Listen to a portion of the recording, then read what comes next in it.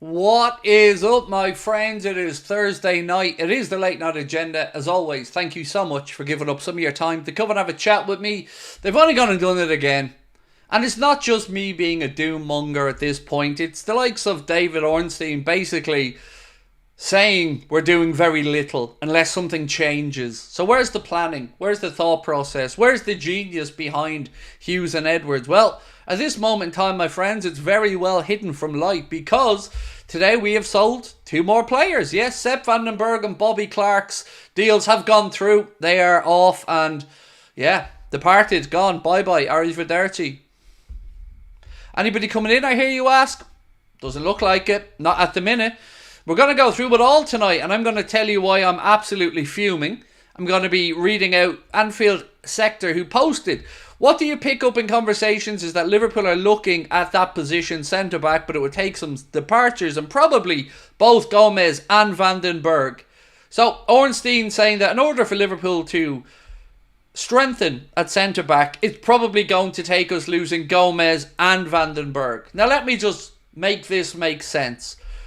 This was the summer we were going in where we already only had four centre-backs. And Gomez hasn't really been utilised as a centre-back too much.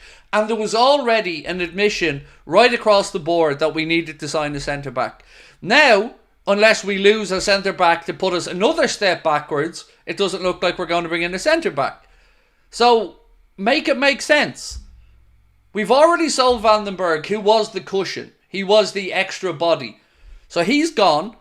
And now we're one injury away from a crisis. And yet again, the overlords at FSG are apparently not willing to spend money. Anfield Sector posted themselves, so it looks like no centre-back will be signed to replace Van den Berg unless Joe Gomez also leaves, according to Ornstein. Also, the number 6 chase is over unless the right opportunity presents itself. No signings at all. That's where we're at. That is what being patient has done for us. That is what sitting tight and doing what everyone asked us to do has done for us. Once again, shown us that we're going to get shafted by FSG. That all the promises, all the journalists writing about 3 summer transfers, all the Fabrizio Romano and David Ornstein talk of people behind the scenes working on deals and talking to agents has been what? Absolute bullshit. Unless, of course, something dramatic happens. But it doesn't sound like there's a plan. It sounds like, unless something dirt cheap pops up last minute, Liverpool aren't going to do anything. That is unacceptable. That is pathetic. And that is your owners. Again. To quote Klopp, I'm running out of energy. FSG out, said Essex Copite. Mate, do you know what annoys me? More than anything, I have to listen to the same crap every year from the people who support the owners. I have to listen to, it's too early to start giving out, give them the benefit of the doubt, have patience, the window's still open, all the same things that I've had to put up with for 6 years on this channel from certain people who just don't see what's in front of them. However you dress this up, this is another transfer window that we have monumentally screwed up on. Another transfer window where instead of strengthening, we've weakened ourselves. And we've weakened ourselves by selling off some of the talented youngsters. And no addition so far. Now, I am open to miracles happening and stuff going over in the next few days, but the journalists aren't sounding too optimistic on it. And these are the same ones that have been towing the company line all summer. So at what point are these people going to realise that they are being shafted? At what point are they going to realise that FSG do this over and over and over again? I don't want to be right. I really don't. I want to be on here being excited about Zubamendi or Caicedo or any of the other near deals that we had.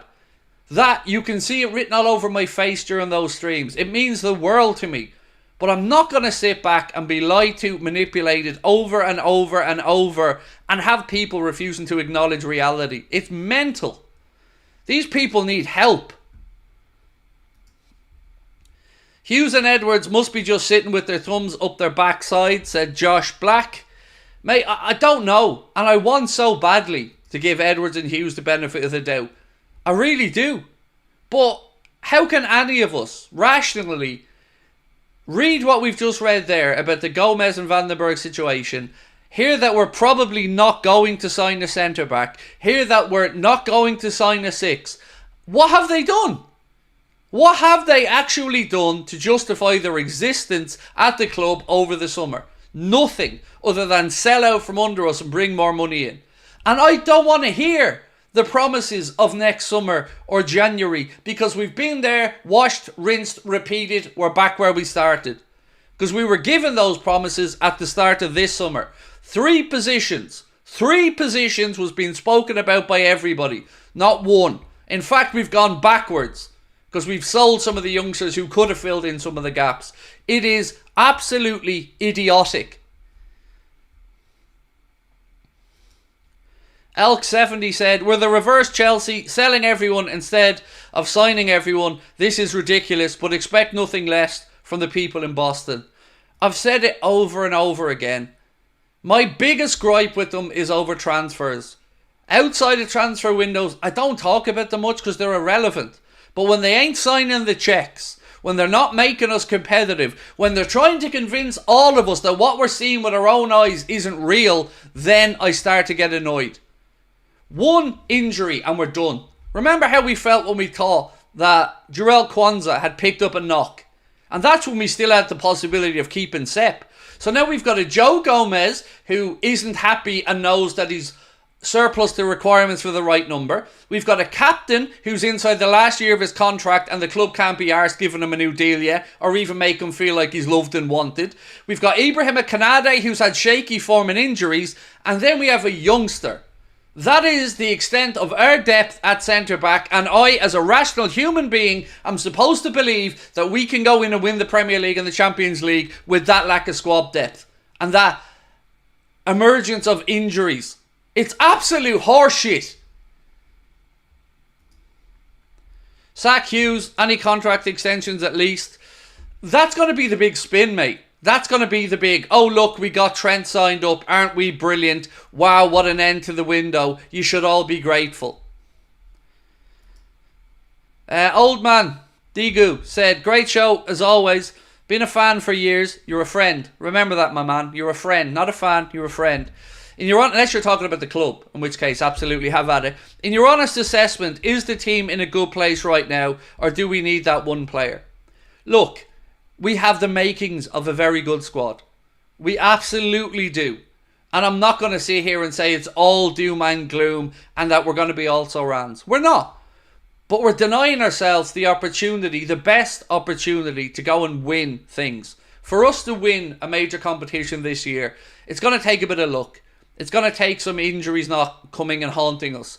It's going to take history not repeating itself. And nothing about Ibrahima Konate makes me feel he can play 30 Premier League games in a season. Nothing. Because he always picks up muscle strains and knocks. Jarell Kwanzaa is a young developing centre-back. Really excited by his future.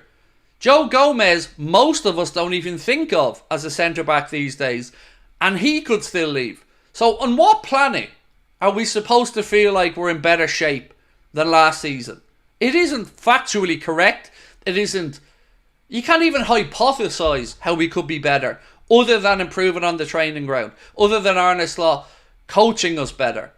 And even at that, we've gone from Jurgen, who couldn't get any more out of this squad, to now Arne Slot, who hopefully can get a bit more out of the squad, but is absolutely not being backed by the owners. Their man, their decision, their choice. Stevie boy, lovely to see you in as always, my friend. Let me get your comment up. Stevie boy said, so how the hell do these clowns think Trent or Virgil is going to stay at the club with what's going on? Pathetic. I wouldn't. If I was Virgil and Trent right now, I would be throwing ridiculous numbers at Liverpool for me to stay.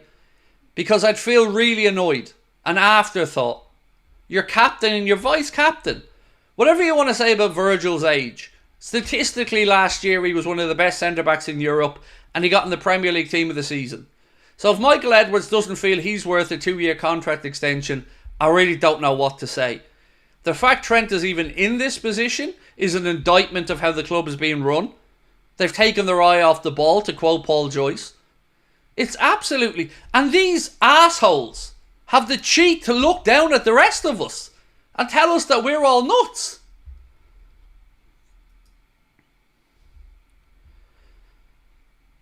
Will said 23 players so far out the club, gaining a lot of money through sales and wages. 8 days left of the window and not one incoming player through the door. FSG are a joke. They are. But somehow, I went on to The Athletic just before I came on here. And I went on to the Echo as well, because somebody was having a little dig at me on the Echo that I had to reply to. And there's still people on there talking about squad depth. There's still people saying we're overstocked at centre-back. I swear to God I'm not making this up. There's people saying, so you want the club to sign centre-backs when we've got 6, including Nat Phillips and Rhys fucking Williams. Rhys Williams, who couldn't even get into an Aberdeen side and has gone on loan to Morecambe. And Nat Phillips, who these clowns don't seem to realise is also in the last year of his deal and also not good enough. These people are delusional and are an embarrassment to football fans because they haven't got a clue what they're talking about and they're looking down at the rest of us and spouting nonsense as always. It does my head in. Jake said, we're 2 injuries away from a crisis, FSG out. We have a decent first team, but the reason Manchester City win the league is because of their squad depth. Yes. And Arsenal again finished above us last year, as did City. And yes, some of those have lost players, but at least they're trying to bring in players. Arsenal are ambitious and want to win. We've been lied to and manipulated all summer again. And here's the thing, the owners will say, well, we didn't tell anybody we were signing players. But the briefings to the media was very leaning into 3 signings, wasn't it? Wait till July is over, they said. August will be a busy month. Crescendo. Crescendo of what? Frustration? Anger? Resentment towards the owners? Because that's the only crescendo I can see building right now. And it isn't just us Anfield Agenda folk anymore. It isn't just the fringe fans who are getting a bit annoyed. Even the hardcore FSG in brigade are starting to see them for what they are, which is absolute charlatans and spoofers. And I'm choosing my words very damn carefully. Will we see FSG out banners in Anfield on Sunday? I hope not. Hear me out. Because I don't want Arne Slot's first game to be hijacked by anything. It's his first competitive game at Anfield. Anything outside the ground, before and after kickoff, no problem. But when they're in there for those 90 minutes, we get behind the players. We get behind the manager. But these owners have bought themselves another window. They've done it. They've convinced everybody to be patient. And then all of a sudden, like clockwork, the excuses start rolling out into the media. Evening, Craig. Hope you're well, mate. Didn't we start a rebuild last summer? What is going on? We certainly did. And some of those players, like Wataru Endo, have been told that their opportunities are going to be limited this season. Yet we haven't even sold him yet. Stefan Bajcetic could be going on loan to Celta Vigo. We'll speak about that over the course of the show. It's absolutely pathetic, Danny. Absolutely pathetic, mate. And even if they do make a signing or 2 now, last minute stuff, I'm not going to be convinced it was planned. I'm not going to be convinced that this was ruthlessly efficient and that we had this marked out XYZ. It'll feel like if something stumbles across the desk, it's cheap and it's worth the opportunity, maybe we'll do it. We're going to look at some of the odds tonight about players that the bookies think Liverpool may sign before this window's out. The Detective, how are you, my friend? Said FSG are shrewd businessmen. They are content with finishing in the top 4. Getting to the knockouts of the Champions League and continuing to grow the value of the club. I don't think the fact we don't challenge for the league concerns them. I mean, I would probably say that's fair. You know, as you've said, they are business people, investors. And I've always said that they don't care. That's the point I've been trying to make all along. Is they're sitting over in Boston, and as long as the value of their asset isn't depreciating, and as long as the negative PR isn't too much, it's the status quo. They don't give a damn. And that's my point. Overstocked. We're an injury away from a crisis. I know, but if you think I'm making it up, go on. Go on to the Echo comment section and jump on to the article about Sepp van den Berg moving to Brentford. Go through the comments. You'll see my name in there. Craig H. I don't disguise who I am there.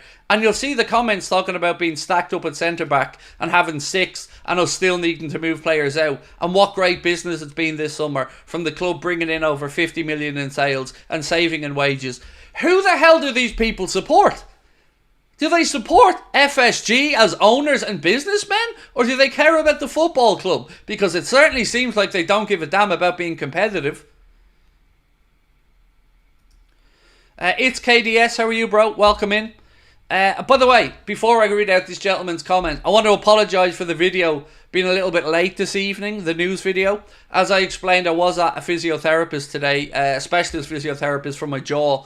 So that appointment ran a bit late, so hence the video went up late. So I want to apologise for that one. But my God, it feels good to get some relief from some of that jaw pain. Feels to me that FSG are ready to sell up.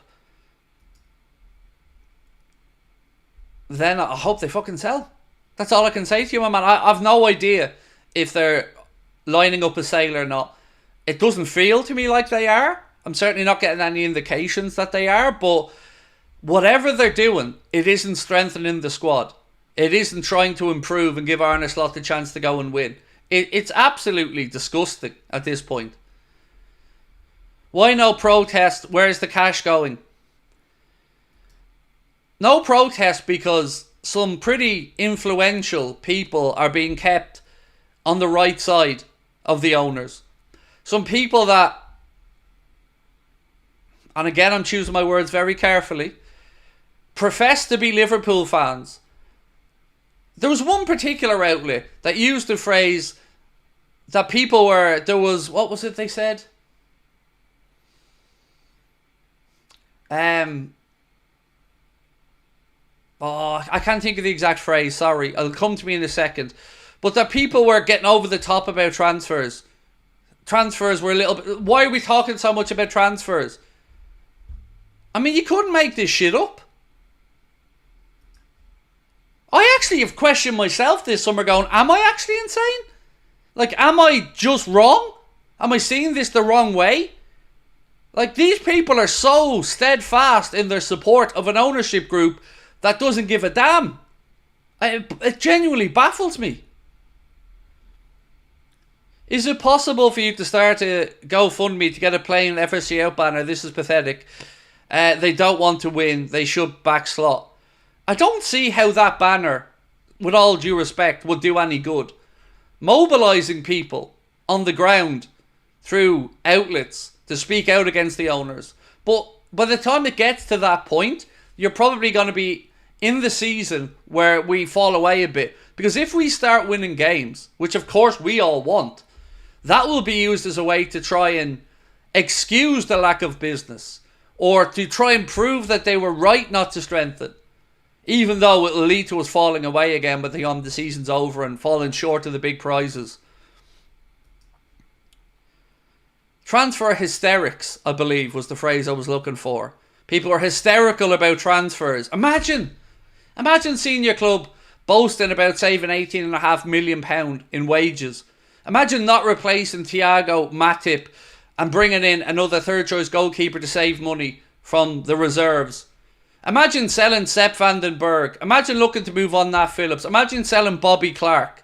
Imagine putting Ben Doak available for sale. Imagine doing all of those things, getting £8 million from Dominic Solanke's deal and still not buying a damn player. So, Giovanni, my man, I don't know where the money is, but I know where it certainly isn't, and that is being put towards recruitment. Kevin Marshall said, FSG out. This has gone on too long. Feck off and sell. Exactly. That's it. Sell. Go. Bye-bye. The days of, Craig, be careful what you wish for. Well, really?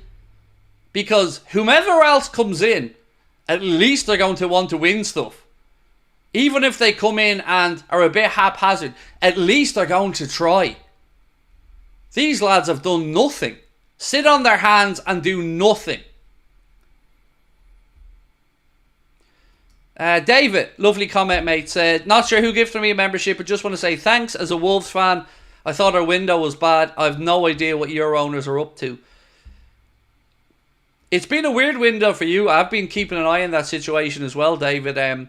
Certainly big money there for Neto as well, and a couple of others. And I think I read somewhere, and correct me if I'm wrong on this, David, that only like 20-25% of that Pedro Neto fee was going to be able to be utilised, strengthening the squad, which is not great for O'Neill, mate. So yeah, I feel your pain as well. Essex Copbite said, I don't trust a word from FSG ever since the Super League. How can you trust them after that farce of an apology video? Exactly. It was a farce of an apology video.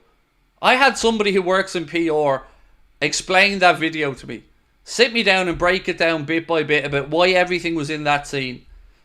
Why the camera angle was the particular camera angle it was. Because it was above John to make him look frail. The yellow flowers beside him was to be a calming influence. All of that video was horseshit. He's sorry because he got caught. He's sorry because he didn't get away with what he wanted to do. That's the only reason he was sorry.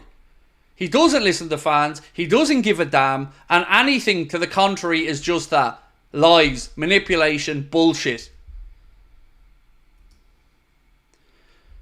Klopp sitting down, watching, letting out a sigh of relief. Definitely made the right decision to leave, said Owen Dunn. I definitely do feel for Klopp, Owen. I do, because who knows? Who knows what might have been if he was given a little bit extra money.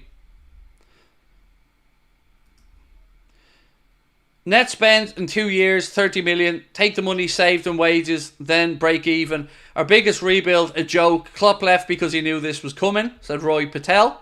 And thank you for your super chat, Roy, and sharing your thoughts. Canna Dave said, as a United fan and Glazer sufferer, I get it. See, here's the thing though, right, mate? With all due respect, and I do agree with you, the Glazers are terrible, terrible owners, and your plight really is one that I'm sympathetic to.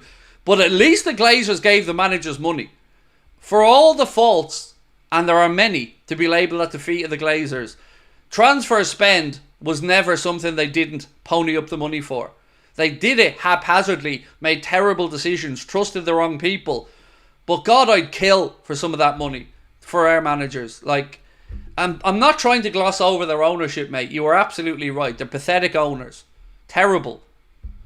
You know, if your owners are that bad that they've had to change the rules of the Premier League to stop leverage buyouts so another Glazer takeover like that can't happen, then I get you. But yeah, they have at least given the managers money, which our owners, again, pathetic. Craig, you were right when you said John didn't want to be here. Be there at Jurgen's goodbye. No interest in the club. Exactly. He sees ones and zeros. That's it. He sees numbers, opportunity, investment, growth. That's the end of it. No attachment to the club. No attachment to football. Doesn't even come over. Can't be bothered. I don't know how people have not believed what I've said for so many years, because I don't take any pleasure in saying it. I don't take any pleasure in being this angry. I don't want to be this angry. But I don't want to be lied to over and over and over and belittled on public media everywhere as a lunatic for calling out what is, in my opinion, basic bitch stuff that anybody should be able to see. Paul McGee said FSG think you'll never walk alone means you'll never win again. You'll never walk alone doesn't apply, mate, because it only applies if you're a sycophant and you absolutely just toe the company line and do everything the right way. You'll never walk alone is only for certain groups of people with these owners. It doesn't apply to the rest of us. Dissenting voices not allowed. Good to see another absolute fraud fired today as well, by the way. Jermaine Jenis got the boo from BBC over his behaviour. Why is it that so many of these public broadcasters hire absolute pieces of shit to work with them? And investigations after investigations show it all up. Again, I'm going to say something I've said many times. Whoever your favourite YouTubers are in the football industry, just because they've gotten to the top doesn't mean they are the best at what they do. So many of these people have been ruthless, horrible individuals who are nasty pieces of crap.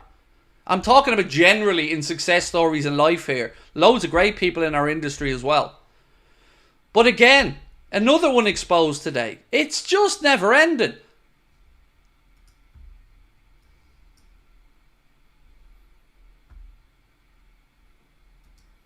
Eddie said, at least we don't need to watch deadline day. Although I'll make up some cock and bull story, Eddie, about why we need to watch that. Something might happen. Fabrizio Romano, all summer. I know Liverpool are working on things behind the scenes. I know Liverpool are talking to agents. Trust me, Liverpool will get stuff done. How's that going for you, fella? Same with Ornstein. I used to have a lot of respect for David Ornstein. Now I don't trust a word that comes out of his mouth. I'm still waiting for the confirmation on the club being sold, by the way, that he was the only person that seemed to have that thought process. Still waiting for the signings that we were told were coming. But I'm the problem, because I dare say what I'm seeing.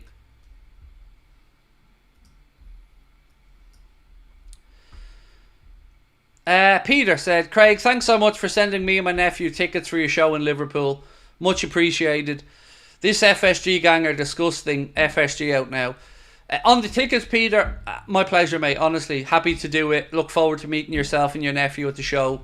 And thank you so much, mate, for such a kind post. I appreciate that. I really do. Harry Klein said, Todd Bowley needs to teach John ambition for your club.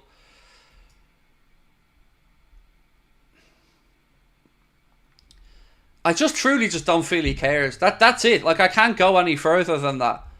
Like, it's one thing to say sometimes removing emotional investment and attachment is a good thing when it comes to investments. Perhaps. But you also can't quantify certain things like I keep talking about. Like the goodwill that goes along with going into the season happy. Here I am now, and as I've said, I did that show in Liverpool on the 6th of August. The day of the show, my wife went to the club shop, bought me the away shirt, Connor the away shirt, herself the goalkeeper shirt, and my son the away shirt. All because we believed that Zubimendi was coming in and that the owners were actually going to do something. So we thought, let's do our bit. My jersey's still sitting in a plastic bag at the bottom of my wardrobe with the tags on it because I can't bring myself to even look at it. Because I'm so angry that I actually believe the bullshit. For even a brief second.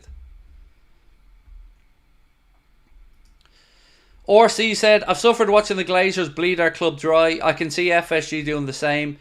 To not back their new manager with signings, with a single signing, is poor. RC, my friend, it is. It is poor. And what's even more mind-boggling, sir, is that some people think this is a good idea. Some people think that the rest of us are just so far removed from reality that we can't see the genius. But here's the kicker. Ask these same people to explain why you're wrong. They won't. They'll just mock you, talk down to you, categorize you, put you in this box and say that you are this or that. It's elitism at its best. And FSG and John W. Henry and Tom Werner and all of these other owners don't give a damn about the football club or its supporters. They do not give a damn.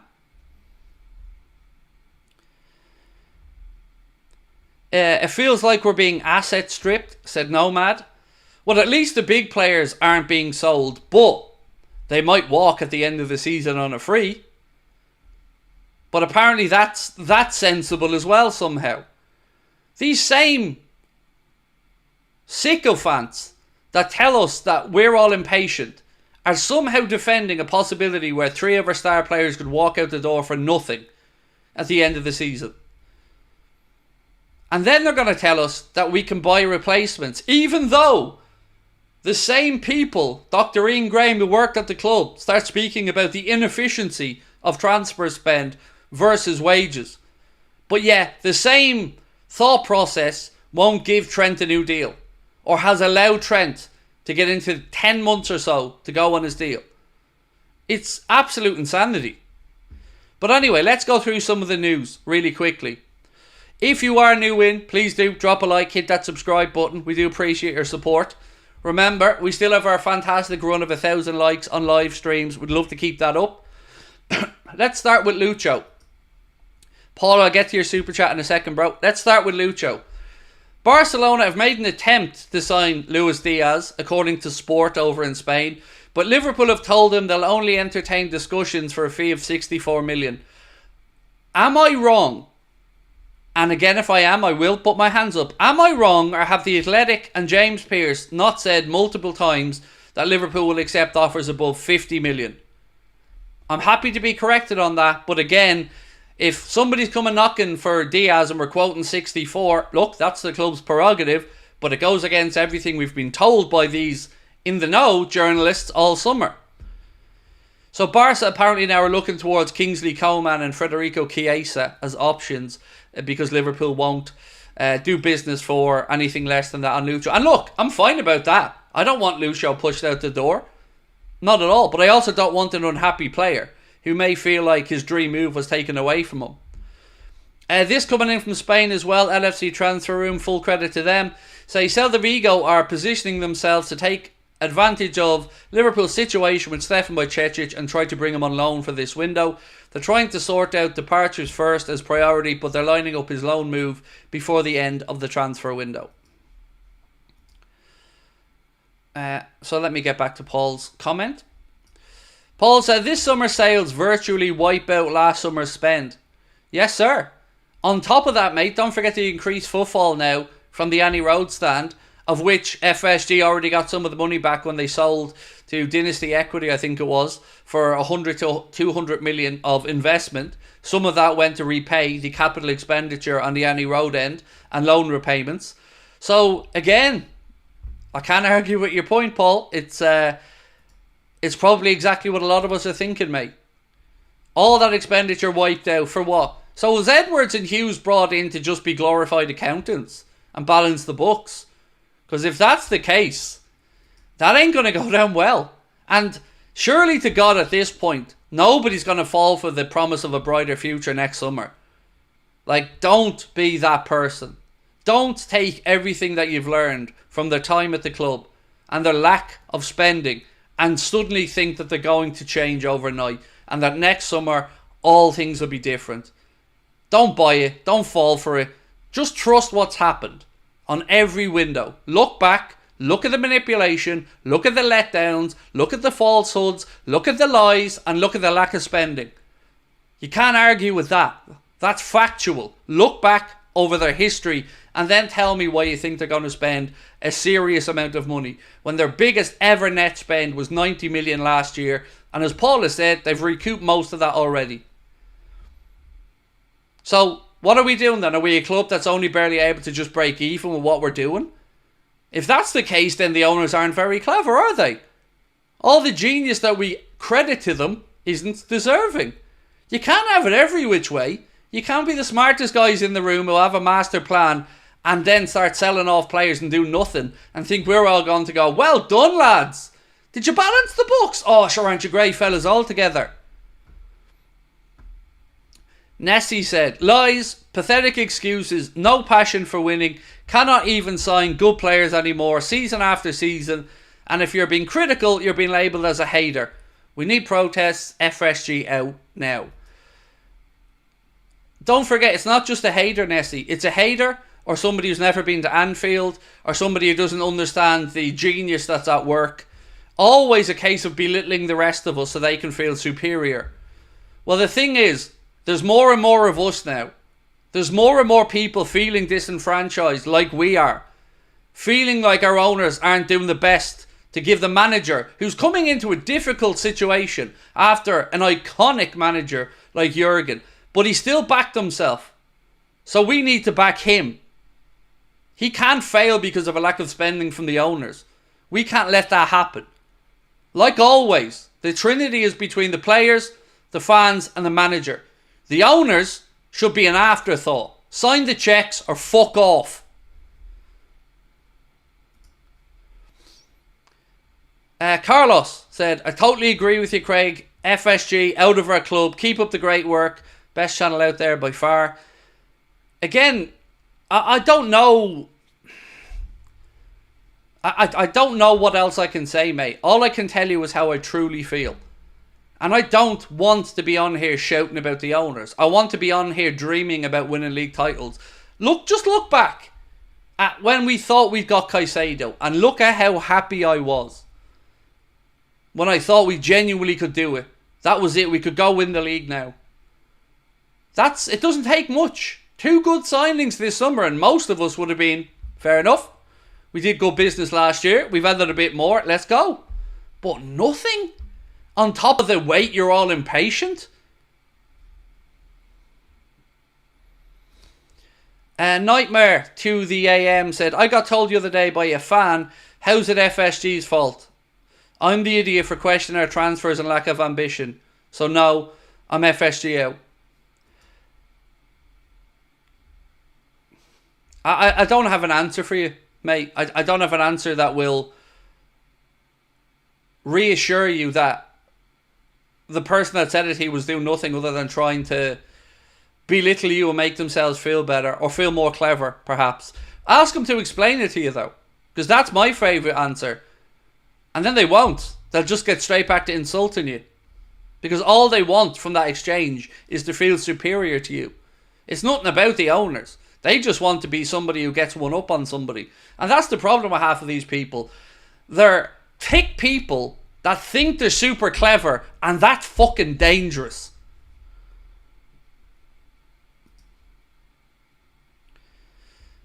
Ricky, how are you, my man? And thank you for your super chat.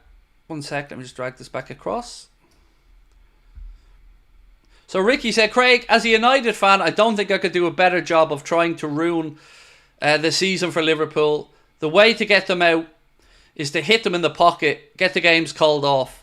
It's honestly, mate, the whole thing is I'm furious, Ricky. I'm fucking furious, mate. Sorry, I just need to fix something on my screen.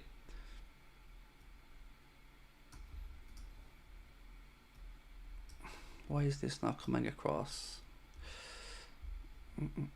Sorry. Stupid me has just done... There we go. There we go. Cool. Yeah, sorry, Ricky. Yeah. You said if you were a United fan, you couldn't come out and mess this window up anymore for us if you tried. I get you. But sadly, mate, the owners have done that job for us. Roy said, I told fellow Liverpool fans at work 3 weeks ago that our owners won't sign anyone, which they said we will, and our owners are good. Now they say I'm right. And I bet you, like myself, Roy, you take no pleasure in being right, because you don't want to be right. I want to be on here putting my hands up and going, well, I read that wrong, but I don't feel I will be. Apparently on Twitter, FSG aren't interested in buying the Boston Celtics. Where the F is the money? That's the simple question that I've asked for years, mate. And I know people sort of joke about it, and I like that it is a thing. But where is the money, John? Genuinely. Rather than just belittling us, tell us, explain it to us.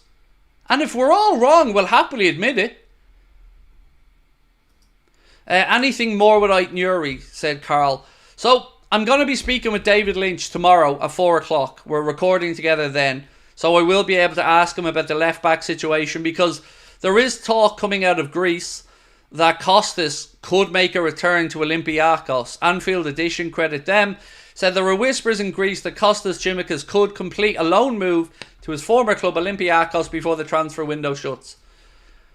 Make that make sense. Please make that make sense. Please, to God, make that make sense. How would loaning our only backup left back make any sense? Anyone? Like, not selling him to bring in money to go and buy a replacement, loaning him. That surely can't be right. Mark Fitchin, thank you, Mark, for your very kind super chat, mate. Very kind of you. Said LFC sale, prospect of a massive profit, collapse of the European Super League, in which Henry wanted, and harder to compete financially with state-backed clubs such as Manchester City and Newcastle. I think they want an offer. There's a excuse me, Mark. There's a few more bits I'd add on to that, mate. There was Project Big Picture as well. Do you remember that? Where John W. Henry was trying to create a situation with regards to money funneling down towards the Football League. So there was that as well. Then there was the furloughing of staff. There was the trademarking of Liverpool from a footballing context that they couldn't get done. And it feels like when they've taken over Liverpool, they've underestimated the canny nature of Liverpool fans. The lengths at which Liverpool fans will work when they need to overthrow incorrect decisions. And I think that that's what's going to happen again here. Because all they're doing right now is baiting people. Whether they like that or don't like it, or care or don't care, that's all they're doing right now. It's just baiting Liverpool fans. We get angry at each other. The lines are drawn in the sand. But as long as that stadium keeps being full, they're going to be happy. As long as the TV revenues keep coming in, they're going to be happy. As long as Liverpool are semi-competitive, they're going to be happy. One question, John. What the fuck does this mean more? This means more mean. What does it mean? This means more what? Apart from it being one of the cheesiest taglines I've ever heard, what does it mean? Because if you got why it meant more, then you'd actually give a damn. But you don't. It's a marketing phrase that you're utilising to try and once again cash in on Liverpool's legacy and history. The same legacy and history you were willing to sell down the river for your closed shop Super League. Cowering over in Boston. Hiding away.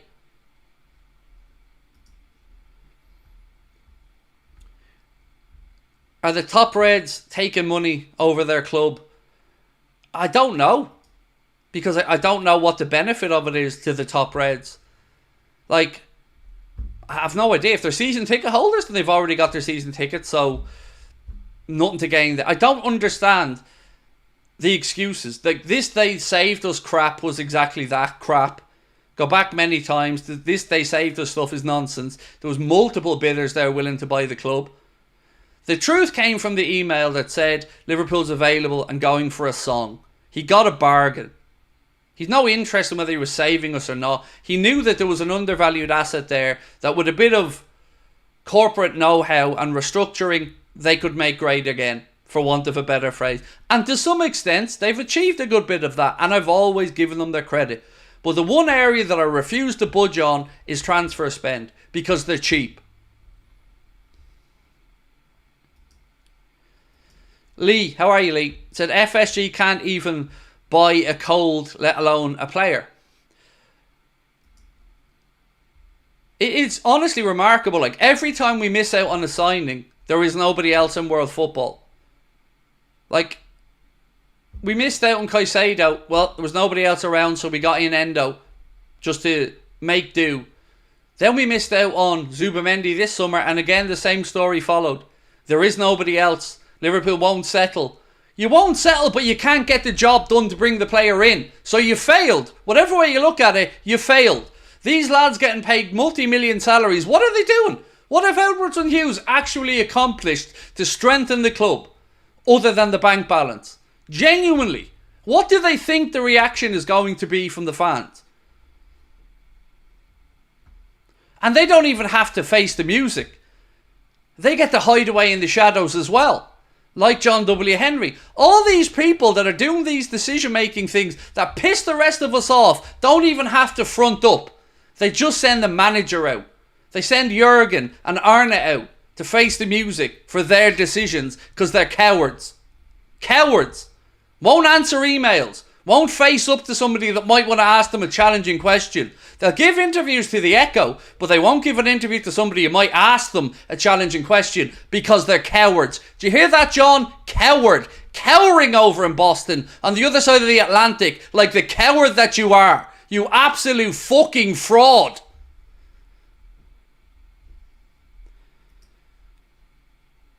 Honestly starting to wonder if they expanded the stand for the team or to make them a more used concert venue in the summer, bringing in millions. And again, I would say, I've no issue with any of that, as long as the money that's been generated has been put back in. And truly, what do we have other than the word that all the money's been reinvested? Like, truly, I'm not even joking here. What do we have other than this narrative that all the money's being reinvested? Every penny that could possibly be utilised is being given back to the club. All we have for that is someone's word. Because I promise you, you can make accounts look like whatever you want. Want to look like your company's barely breaking even? Your accountants will find a way. The fact of the matter is, they're absolute spoofers and have been for many, many years. But some fans just refuse to acknowledge it. Jurgen pulled rabbits out of hats. And they got away with it.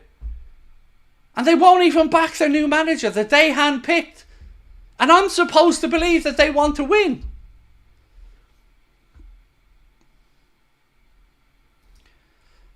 To be fair, they have done well dragging out the goalkeeper signing. Even at that, the whole thing that Sam Maguire said Whitehammer was funny. So, they were nickel and diming over 5 million for a goalkeeper that had similar stats to Alisson. The season we spent 66 million for Alisson, which was 5-6 years ago. And now that football's moved on and prices have gone up, they're nickel and diming over 5 million. Now, it looks like we'll get the deal done. But even at that, it was a ball ache.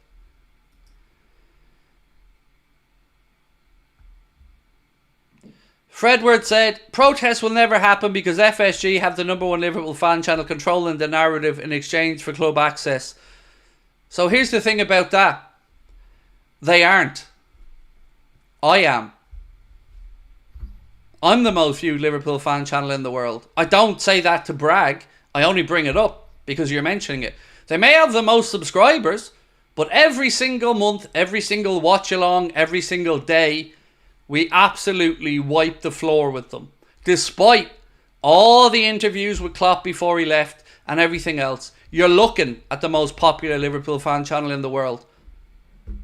And that's from somebody who's never been given an opportunity, never been given any platform, never been put onto the overlap on TV, never done anything but being blackballed. And yet here we are. Why might that be? Could it be, and I'm hypothesizing here, that maybe people resonate with us because we actually say what people are feeling? It's not said for effect. It's not said for impact. It's said because it's genuinely how we feel. So they can continue to do what they want with regards to rewarding the loyalties. But as I've said many times, that's not a healthy relationship. Nobody should be above critiquing or difficult questions, particularly those who are controlling and are the custodians of a football club like Liverpool. Pussies, cowards, hiding away, afraid to face up to a damn difficult question or a difficult conversation. That doesn't take courage. This takes courage. Coming on here being abused year after year, week after week, laughed at, mocked, fucking ridiculed by people who aren't fit to lace my boots. But I'm still here. Why might that be? Because I care. I love my community. I love the football club. But I'm not going to stand for being lied to and see my fellow fans manipulated when it's so clear and obvious. It's not difficult to figure out. It drives me insane.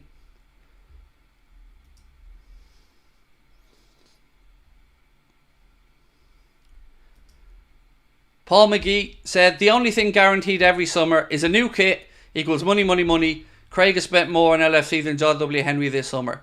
And by the way, I'm not knocking Red Men TV. I promised that I wasn't going to speak badly about Paul or Chris or any of them because Paul has enough going on in his own life. And I wish them nothing but the best. There's nothing wrong with them running their channel how they want. I may differ strongly on a lot of stuff with them, but I'm sure that they're just doing what they think is best for them. That's fine. But I still get to say what I want to say, is my point in all of this. I have a very differing viewpoint. And I feel very strongly about my viewpoint.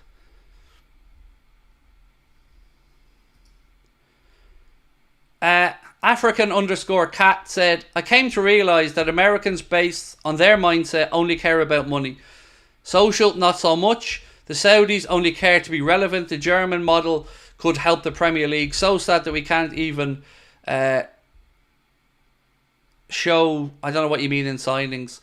So look, I'm never going to stereotype anybody. Everybody is different. Yes, look, sure, Irish people are all drunk. That's the old thing. I'm not a drinker. So I'm not going to say that all Americans this or all Germans that or all Saudi whatever. But I'm going to talk about our owners. And they happen to be American. And they certainly don't care. That's how I feel.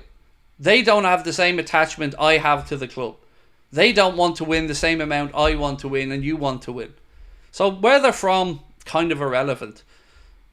But the fact that they are in the money-making business, well, that's a very clear indication of what they're in it for, of course. And that's okay as long as you keep the team competitive. When the team stops being competitive and being invested in, that's when you're going to see the full force of Liverpool fans come back again. Ask Kicks and Gillette how it went. Ryan O'Driscoll, how are you, Ryan? Said, I've lost all words. I just can't imagine how we go into a new season, new manager, and the owners won't support him. I'm over FSG. Same shit, different season. Had hopes, Edwards and Hughes. False hopes. So on that, even I don't know how to describe what I'm about to say. So I'm going to say trigger warning before I say it. It feels like some of our fans are so browbeaten, is the word I'm going to use, so disappointed into accepting the bare minimum, scraps off the table, that anything that's even semi-positive is looked upon as the greatest thing ever. That's the bar. That's how low it's set for some of our fan base, unfortunately. And they're the very same ones who'll talk about the 70s and 80s and Liverpool winning everything and dominating and being on their perch and how great that was and how they fell in love with football. Same as all of us. But now, when it comes time to competing, all of a sudden it's a dirty word to want to win. Arjen said, I have a weird feeling FSG are going to sell before January 25. I certainly hope they do at this point. Now look, if I can ask you all a little favour, do drop that like if you haven't done so already. Appreciate you being here with us.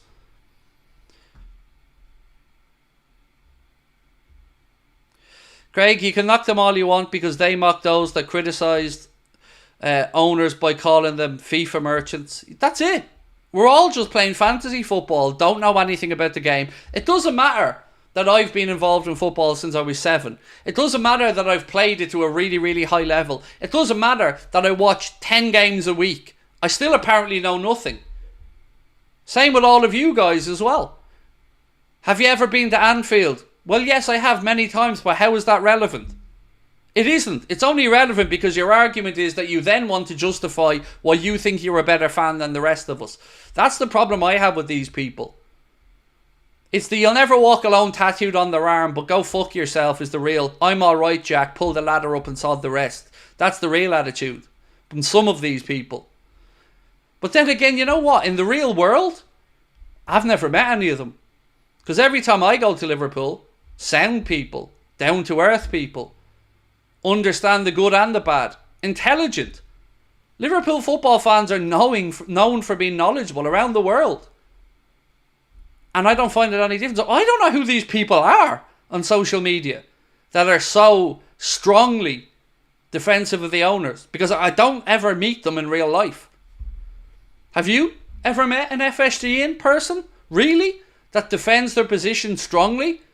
I've not come across one, in all honesty. Except online.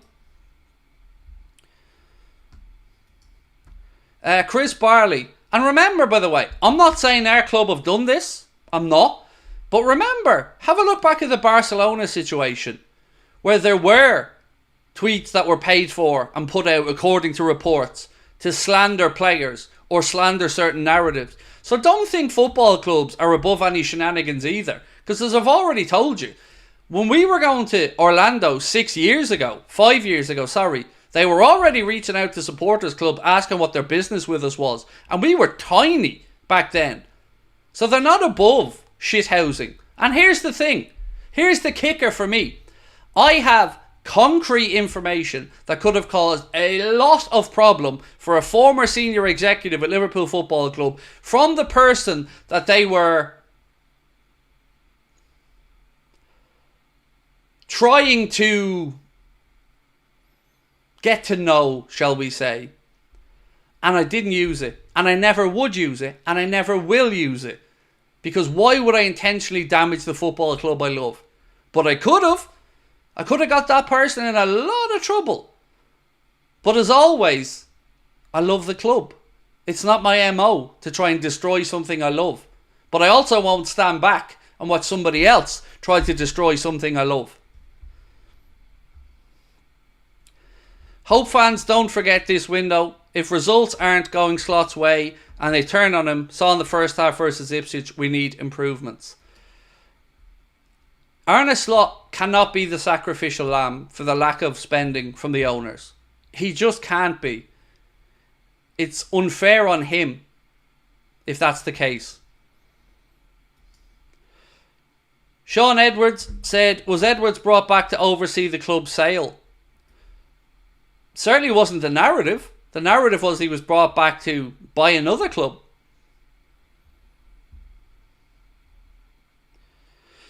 If it's assault or harassment, you should put it forward anyway. It isn't. It isn't. I don't want to say any more on it. Because as I said, my point wasn't to use it, because I never would. I love the club. I don't want to damage it or anybody attached to it. But I'm not going to have my reputation shit on by people when I know that the same people who are trying to profess to be the bastion of morality aren't quite what they believe they are. Or at least what they're trying to show the world that they are.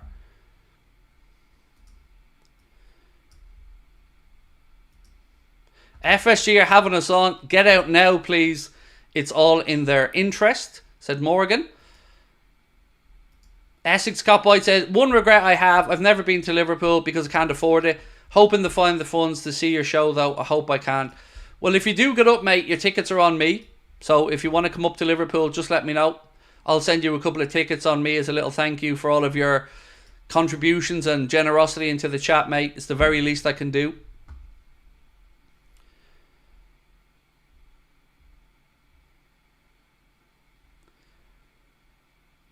Right, a couple of more bits of news, by the way. So Sepp van den Berg, that deal's gone through. So this piece here from the Telegraph over in the Netherlands said Liverpool head coach Arne Slot would have liked to keep Sepp van den Berg, but the player did not think it was good for his development to return to the bench after a few loan spells. Liverpool and Valencia are now discussing the final details of the Mamardashvili deal, payment methods and wages. Liverpool want Valencia to cover a large part of his salary during his loan stay and are looking to spread the payment across several years. Again, nothing unusual about any of that. Certainly I would say if Valencia are taking a player on loan for a year, they should be covering his wages, particularly as they aren't paying a loan fee. From Liverpool spreading the cost of Mamardashvili's contract over a few years, nothing again unusual about that. That's pretty commonplace. So Eddie Cox-Wilkins said, but the fans will turn on the manager. Unfortunately so, mate, because we can be fickle as football fans at times, mate. You know, we can be reactionary. And yes, it's always the manager who's accountable, even when those above him aren't doing their job. And we can both see the writing on the wall, Eddie. We can both see how this pans out. And it isn't fair to Arne Slot. So unless Arne is able to come and absolutely beat the odds, which I hope to God he can, yeah, you're right. He's been set up to fail and it's going to be on him. And that ain't fair. Interest in Network said boycott home games, rid of FSG. Ryan said, what in your opinion can save this window?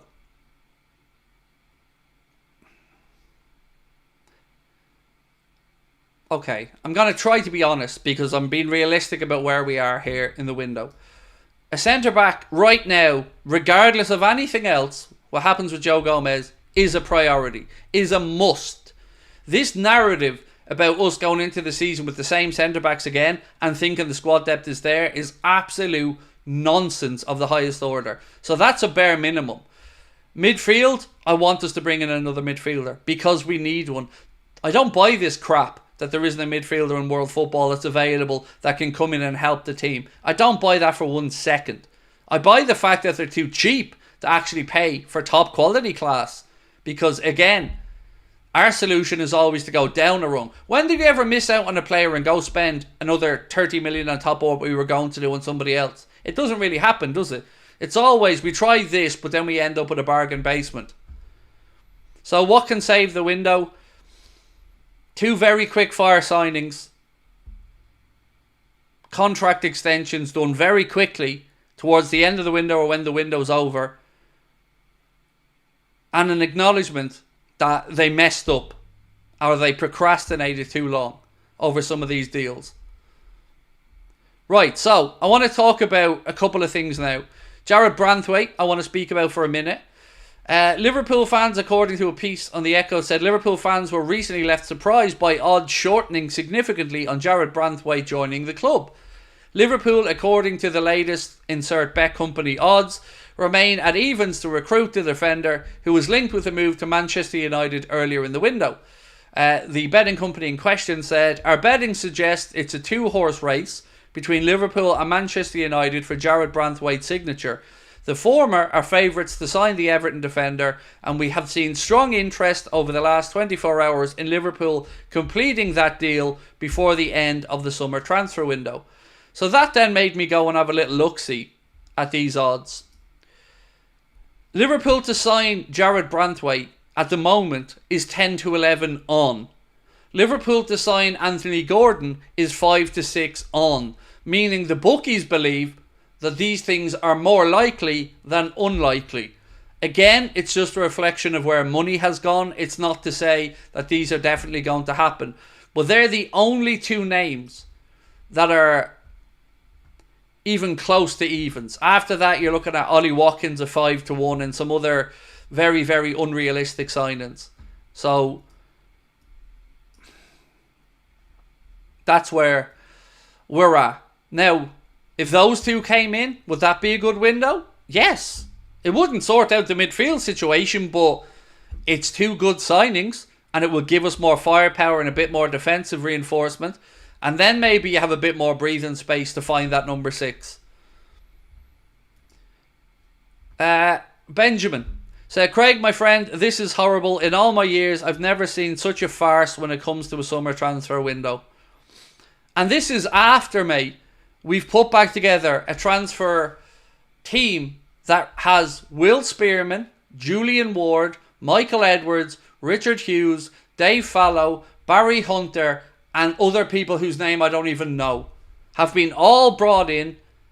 Some of them obviously were at the club in Fallows and Hunter, and their recruitment is top notch. But they've been brought in, no doubt, on very, very good salaries. To do what? Because they have done nothing to strengthen us. Nothing. They have failed miserably in this window. And in fact, they've embarrassed us in this window by yet again failing to sign a number 6. So, on Piero Hincapié, a little bit on him. A report coming out of Ecuador said Liverpool have reportedly learned what it will take if they want to sign Bayer Leverkusen defender Piero Hincapié.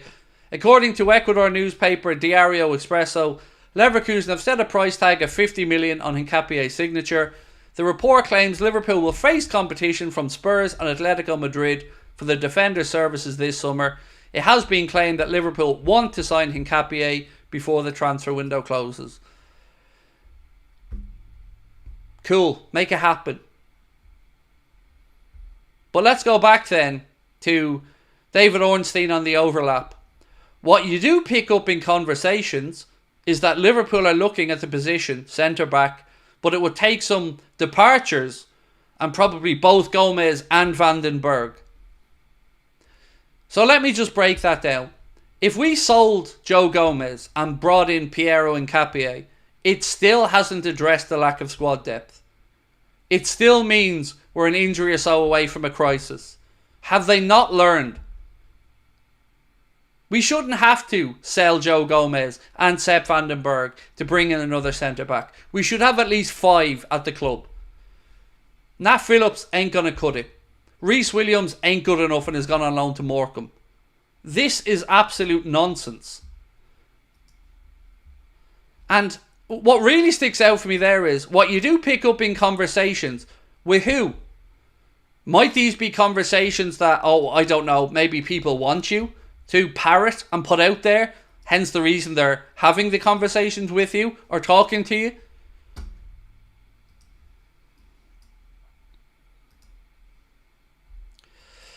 Eagle versus Shark, Adrian said, FSG are just cheap. Where's the money, John? Where's the scouting? They seem to only have a plan A but not a plan B when their low bids get rejected. Not only that, but we're supposed to believe that these are the guys who were stacking the youth ranks to make sure that we had that conveyor belt of youth talent coming through. But they've just sold Bobby Clark to Redbird Salzburg for 10 million quid. They've sold Fabio Carvalho for 27 million quid. They've sold Sepp van den Berg for 20 million with 5 million in add-ons. How is that helping the production line?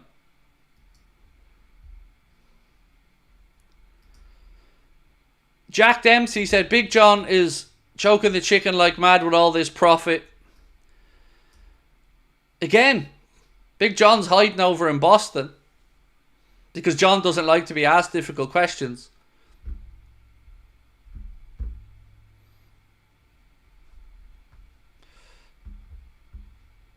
So say what you want about me and my views and my opinions, but I show up every day. I'm here to take questions, to be ridiculed, to be held accountable. Didn't go hiding when Bellingham didn't happen. I'm here because I care. And as I said all summer, I want to be wrong. I want to be ill-informed and that the owners have a grand plan that I'm just too stupid to see. But how can I believe that? I can only go off the track history and the track record at the club, which is minimum net spend, minimum net spend, minimum. As long as we go on. And as somebody pointed out earlier on, our biggest net spend of 90 million was last summer, and we've recouped most of that now. So, we're 79 likes away. There's 3,300 people in the chat. We cannot not hit 1,000 likes on the stream, folks. Come on, so drop a like if you have a second. And if you haven't subscribed, please do. Any other topics you want to bring up and go through, please let me know. Bobby Clark posted to say, after an incredible 3 years at Liverpool, I've decided it's time for a new challenge.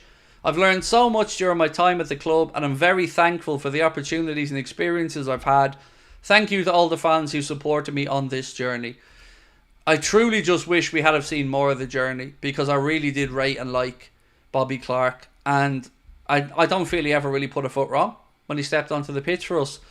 So I do wish him nothing but the best at Salzburg and for the remainder of his career, because I feel like we're going to look back on this one in years to come and think that we let a good player go there for what, £10 million? Not even a gigantic transfer fee. Couldn't he just loan them out for the summer now? Or for the season?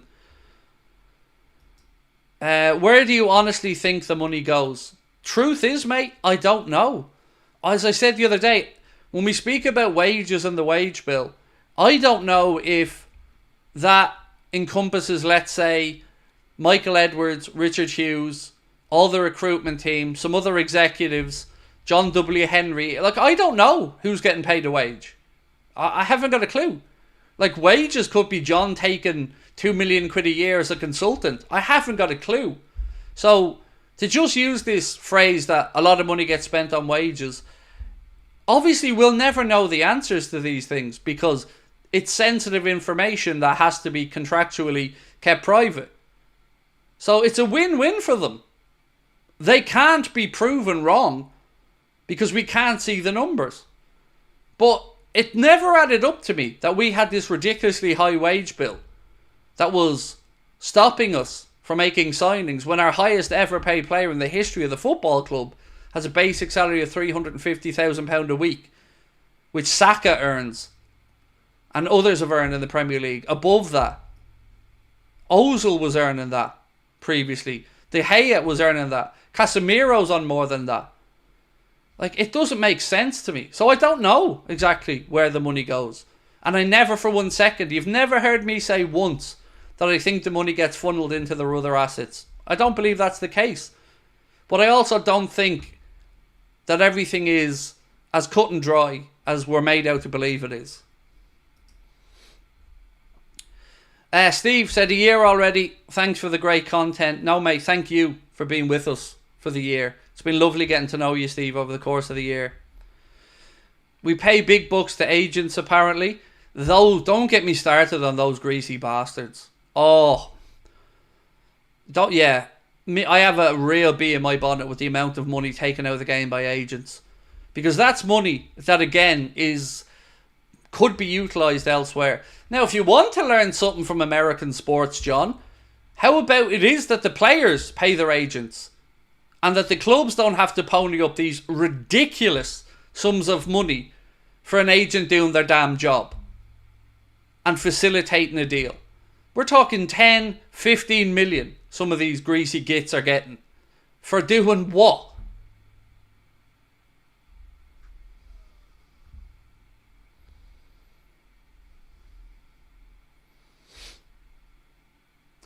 Over-promising and under-delivering, said Lewis. Yes, my friend.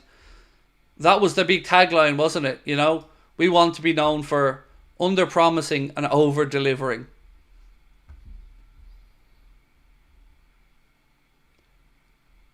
Phil said we saved over 50 million a year in wages this year. Last year, 48 million so far. That's pretty much 100 million in a year.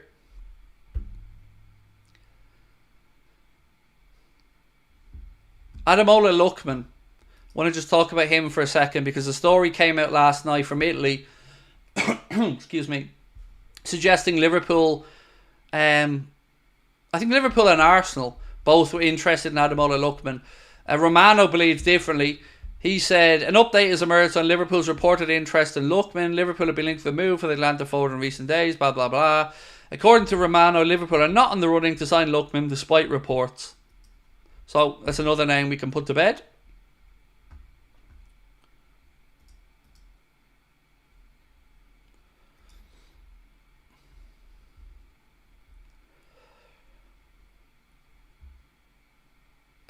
Gary said, been watching for a few months now, just subscribe, love the show, keep up the great work.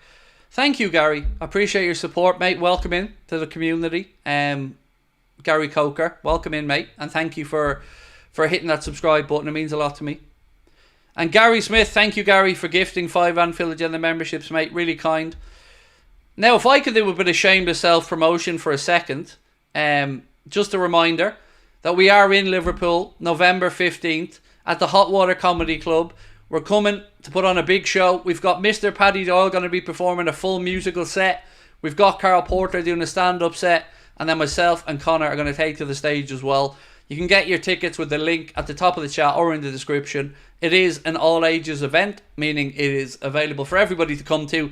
And like all of our shows, we'll make sure afterwards to hang around for photos, meet and greets, conversations, whatever you guys need. We'll be there till you're sick of us. So thank you again for your support on that one.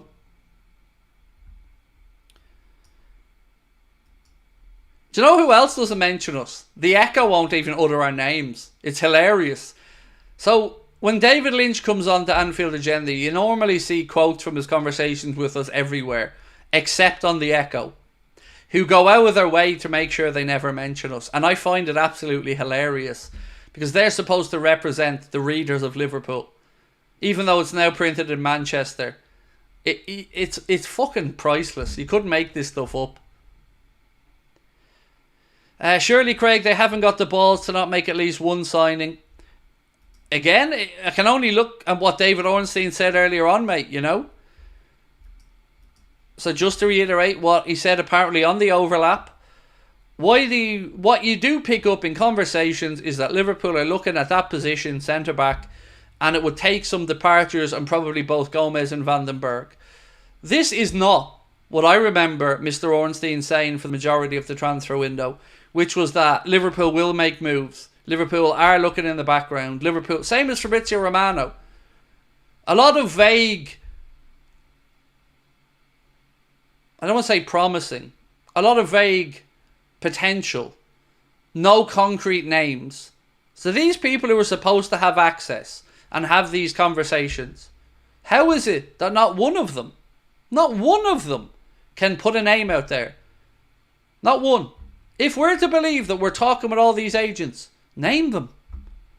Or you don't know anything. This baffles me, genuinely. Remember, The Athletic told us with James Pearce that Liverpool had no intention, no plan to bring in a goalkeeper. Only the same day we knew we were going for Mamardashvili.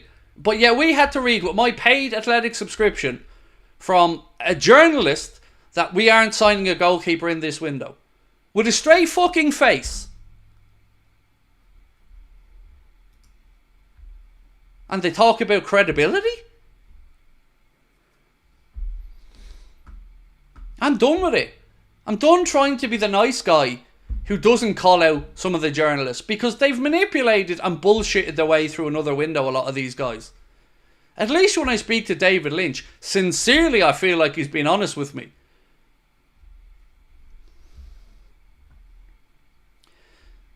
And a lot of them know nothing. And that's fine, but say it.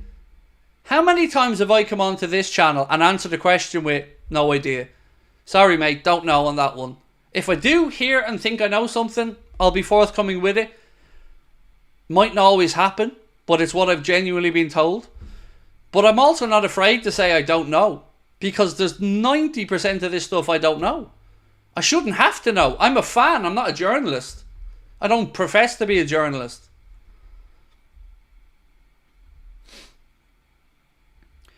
Phil said, just read Tsimikas might be going back to Olympiacos on loan. Make that make sense, Phil. Do you know what I mean? Not sold so we can bring in another left back or anything. Why would you loan out the only real left back cover you have? Owen Beck's got to go out on loan. Gomez, by the sounds of it, could go. So if Robbo picks up an injury, then what?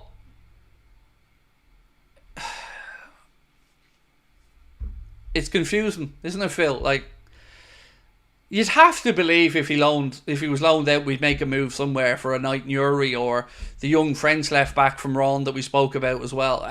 Something would have to happen. Michael Lynch said, Craig, hope you're keeping well. It's so frustrating to me Liverpool rule how my mood is over time, but FSG don't care about us fans. I'm the same, mate. I'm the same. The football club and its results, and it definitely does impact how I am and what mood I'm in as well. You know, I'm not saying that that's a good or a bad thing. It just is what it is. And there aren't many things in this world that can make me feel as happy or sad as this football club, you know? And we all fall in love with the club for our own reasons. And some people, and sometimes I'm envious of these people, they can take a bad result or a bad transfer window and brush it off and get on with their lives and go back into work and play with their kids and family and be happy.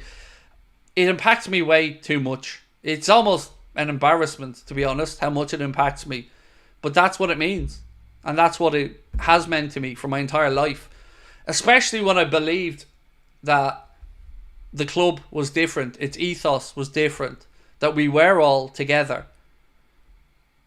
You know, to quote the Animal Farm thing again, I've learned over the last few years, when the curtain's been pulled back, that all animals are equal, but some animals are more equal than others.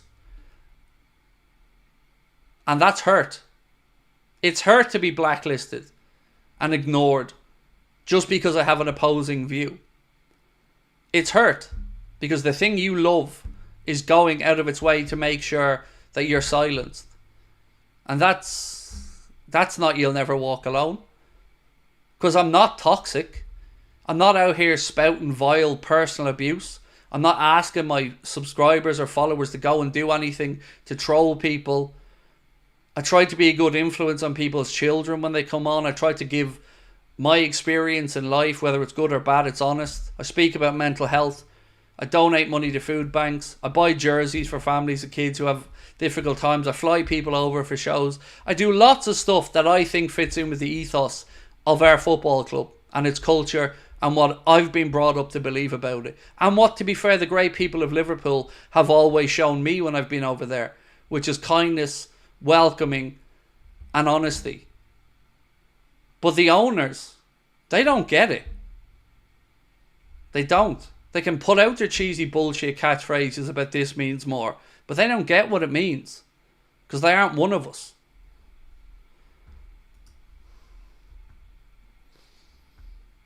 Have we signed the young lad from Chelsea yet? I believe so, but there's been no public confirmation of it, mate. But I believe so. And actually, believe it or not, like, today's the first day I'm sitting here not in too much pain. I think I've told you guys this before. I've got massive issues with my jaw that needs to be operated on. I've been about 7 or 8 years waiting. So I'll start seeing a specialist physiotherapist today to try and manipulate some of the pain away. And it helped a lot. And I left there, my shoulders were dropped. I was feeling happy. And then I come and I read up on the notes in the news for the day and realise that once again we're being shafted. And I was looking forward to coming on because the first day in a while I haven't been in much pain when I've been speaking. I've told you guys I've been taking gaps recently. You'll have seen me pause for a second. It's been quite a discomfort. But I don't want to miss the shows because I love them. I love chatting with you guys. So I have no interest to be here angry. But it is just how I feel at the minute. And I don't see how we can feel otherwise with these owners not doing anything towards the club. It sucks. Yes, I do have TMJ.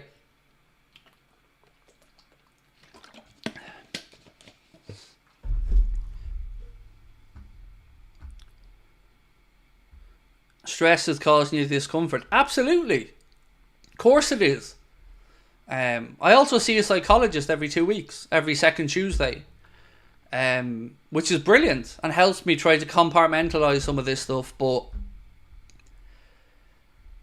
it is so tiring to constantly feel like you're fighting against an owner who doesn't give a shit about the club that you love so dearly.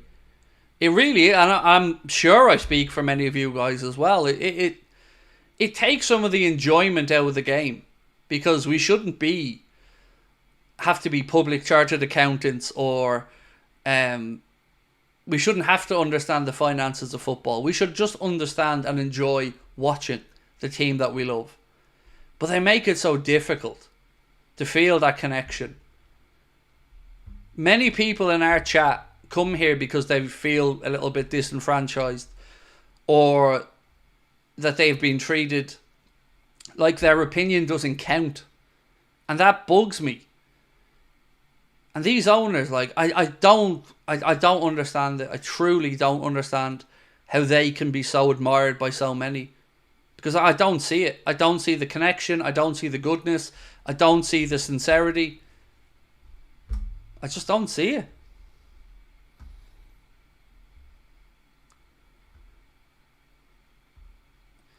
Francis, Adam said, Craig, I know he won't come and say it, but Slot must be furious. This man does not deserve this treatment. He's being hung out to dry. Yes, I agree. And I really, really like Arne Slot. I love him. I'm not at the Jurgen levels of love. That's going to take a while. But I do really like him. I like he's his own man. And I don't want him to be hung out to dry either.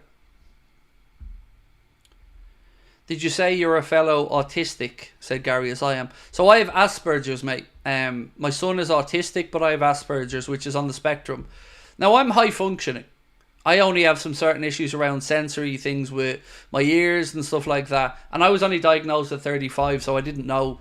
So it doesn't mean anything to me, if you get me. Like, I don't label myself as anything. It's just me. I am who I am, you know. But yes, I've Asperger's, and I guess it just...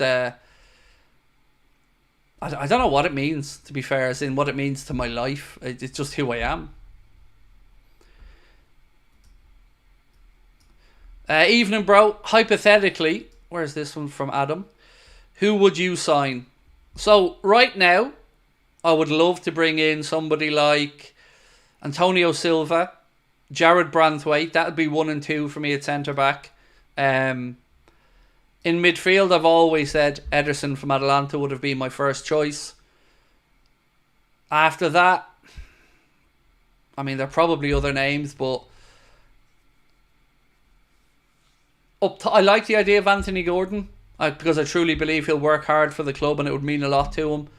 And I think Arne Slot could coach improvements in him. But, yeah. I'm trying to think of another central midfielder. Barella's getting a bit old. De Jong's on too much money and had a bit too injury prone. Adam Wharton would be a good idea, but again, you're probably talking monumental amounts of money there. ENQUIRIES at left back would be great, and I'm very interested to ask David about the left back situation when we speak tomorrow. He's always had a little inkling that maybe we may see Costas move on. Now, he has been honest and said it's just his own gut feeling on it. But when you see today that there's some rumours that maybe he's considering a move back to Olympiacos on loan, that really confuses me. Like, if you were selling him and it was freeing up money for you to go and bring in another left back, okay. But loaning him? I don't see what that does other than get his wages off the books and weaken the squad. Unless, of course, there was another signing to come in after the loan. Reckon FSG are rinsing to buy the Celtics. So the reason I've never believed that, Coutinho, is because I don't think they need to. If they wanted to buy the Boston Celtics or the other NBA franchise that may come up for Vegas, I'd be fairly certain they could raise the money. You know, just look at the assets they own. Liverpool alone would be worth enough to cover the purchase of the Celtics. So I'm sure they could raise the money. So I don't really see why they'd have to start bringing in extra cash from Liverpool. Maybe I'm wrong. You know, I certainly don't understand finance in that way. But yeah, it's not been a thought that's entered my mind, in all honesty. Maybe I am naive in that, but I've always believed that money stays in the club. For good or bad or indifferent, it stays in the club or maybe goes to... I don't even think the owner's dividends. I don't even think that's the case. Athanas, welcome to Anfield Agenda FC, my friend. Acentino said this has become toxic. Again, you're going to have to explain that a bit more to me, bro. I don't know if you mean the chat, me, the club, the ownership. I don't know what you mean. There's probably a bit of truth to all of it, to be fair. Yeah. This might be the worst window I've ever seen, said Chemo. It's a weird one to comprehend, you know, because if we just did nothing and extended a contract or two, I'd still be angry, extremely angry. But to see Bobby Clark, Sepp van den Berg, Fabio Carvalho moved on, have to face up to the prospect of Mo leaving for free, Virgil and Trent not offered new deals, Kelleher still up in the air. I just can't, even in my most optimistic mindset, can't spin this into a positive. Gary Weiss said, do you think Fabio will play against us on Sunday? I've got no idea. I guess it depends if Thomas Frank feels that he's up to speed with his tactics and ready to go. Yeah, other than that, I've no idea, mate. I always liked Fabio as well. I thought he gave kind of Coutinho vibes a bit. Liverpool mean everything to me. FSG out now, said Michael Lynch. Atana said, Craig, I subscribed finally to your channel. Big supporter of you and Team Coppish. I love Team Coppish as well, by the way. Callum Drifty, nothing but good things to say about the lads. Always, whenever I've done that with them, very friendly. I always found them to be very honest, very good people. Just good people. I've nothing but admiration and good things to say. Tell me, when will fans stop buying shirts and tickets to games? See, that's the catch-22 for us fans, isn't it? It's that loyalty. It's brand loyalty, the likes of which not many companies in the world could wish to have. You know, other than perhaps cigarette manufacturers back in the day, when somebody decided on their brand, that was it for life pretty much. Same with football. You know, I remember somebody in our Discord group, I think it might have been Fritz Frank. One day I was feeling a little bit sorry for myself, in all honesty, and I went in and I was like, why do the club hate me? Why do they hate me? Because it hurts me knowing I love something that doesn't like me. And then he said to me, Craig, the club doesn't hate you. The current custodians of the club might not like you too much, but they are just that, custodians of the club. So yeah, we'll all be here long after FSG have gone. But their manipulation and lies are what I'll remember them for.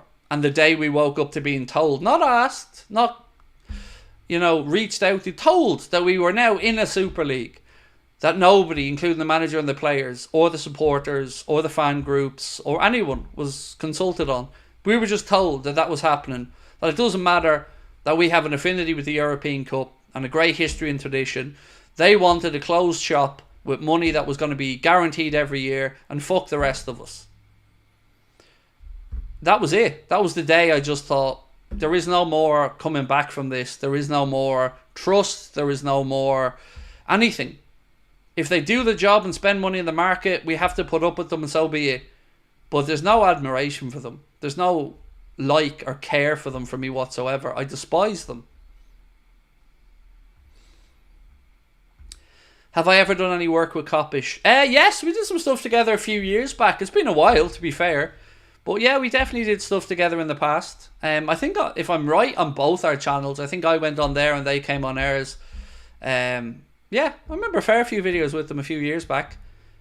I've always been somebody who thinks they're really good, like, and I never really understood how they don't have a bigger fan base, because I think they're good content creators, good group of people, good varying opinions, well able to articulate and back up those opinions. Yeah, just I think very highly of them. Same as Sai LFC fan in Japan, another absolutely top-notch creator.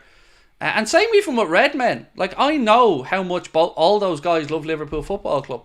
I don't know Paul and Chris personally, but you can see their love for the club. True, they are. I might differ extremely in how I look at certain things, but ultimately we're all fans, you know. And I've never understood, liked, or wanted any of the toxicity that exists, because it's pointless. So yeah, no, I like them. Good group of guys.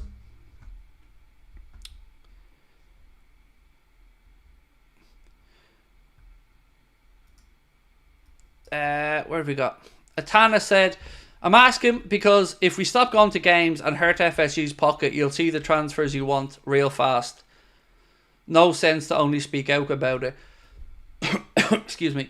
So, for that situation to happen, it's going to take the locals, the boots on the ground, the season ticket holders, to organise that. And they've done it in the past, to be fair. They've shown very well, the likes of Spy on Cop, Spirit of Shankly, and other supporters groups. They've shown their ability to mobilise, get things done. I just don't know if there's a consensus yet, is the fairest way I can put it.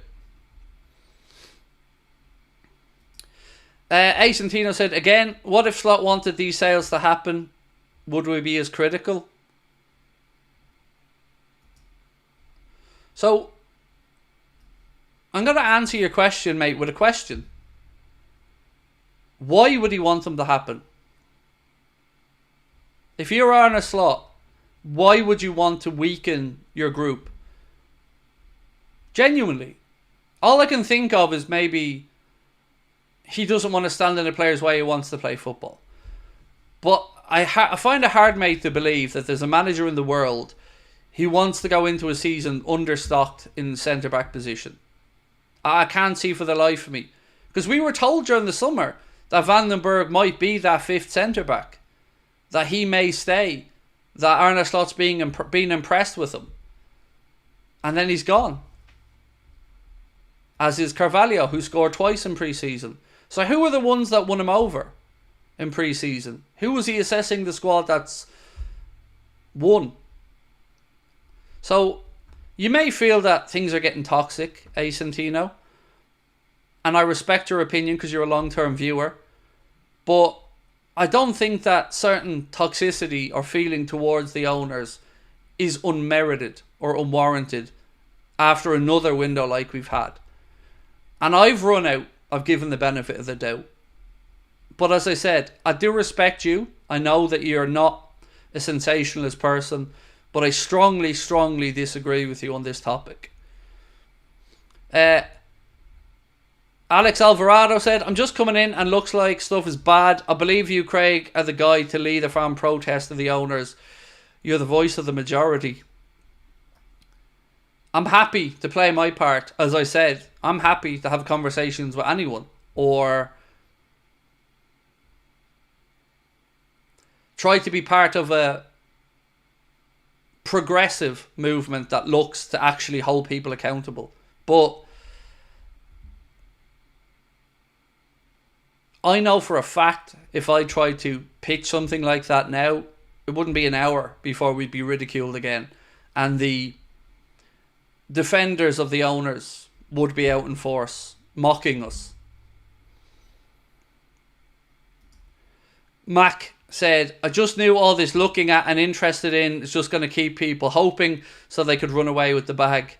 That's what I said all summer as well, is that we'll see what we've seen other summers. The big promise, something happens, the excuses, and then the promise of a big future down the line. That's always been what I've expected in this window. But even I, and my most critiquing and most critical, didn't think they wouldn't make a single signing for this window. Whatever about the goalkeeper, that's good future planning. But to not make something in this window to strengthen the squad, it's unforgivable. Would like to see you collab with Team Coppish. Again, I'd have no issue with it. My door's always open if anybody wants to reach out. Certainly always open for Team Coppish anyway, because I've a lot of respect for them, as I said. Craig, you would just cause toxicity if you do. But you see, I'm not disagreeing, by the way. But let me just ask this question then. What would it take before people would view the behaviour of some people towards the owners as acceptable? What would have to happen for Liverpool fans to feel like enough is enough? What would be acceptable before it's not toxic? Because I would argue that pitting fans against each other is toxic. I would argue that having two different classes of football fans and treating different classes of football fans in different ways is toxic. I would argue that rewarding the bootlickers and ignoring the dissenting voices is toxic. Certainly isn't healthy. So it's not like I've just pulled an issue out of my arse to gain attention or notoriety. It's a belief that's been backed up window after window. And again, has been shown to be the case of not following through with the promises, the briefings to media. What's the point in bringing back Edwards and Hughes on great salaries if we're not going to see the benefit of it on the pitch? What's the point of the contract situation with Virgil, Mohamed Salah and Trent? What's the upside to letting them walk out the door, potentially? And what's the upside to letting the negotiations get this long, even if you want to find an extension to them, you're going to overpay? There's so many things that for people that are supposed to be so highly intelligent are being done in a way that makes no sense from any angle. So if that's toxic, then I guess that's toxic. But it's genuinely how I feel. And I'm not going to back down on it. Adam said, here's hoping for a surprise signing like Fabinho was. Yes, that was a beautiful day. I I remember that, just sitting there, and then all of a sudden the pictures of him and his wife on the plane on the way over, and then kind of just like, wow, yes, that's a good signing. I'll take that. Yeah, something like that would be great. But again, the naysayers are already out kind of trying to manage expectations where, you know, Liverpool would have to sell Gomez and Vandenberg before we'd bring in a centre-back. So rather than adding depth to what's already here, we're having to go backwards again just to get back to where we were with regards to squad numbers. So we'd have to sell Gomez and Sepp Vandenberg to bring in one centre-back. That still leaves us with 4 senior centre-backs and not enough cover for the course of a long competitive season with extra Champions League games, a shortened summer, and players in our squad that have shown a track record of picking up niggling injuries.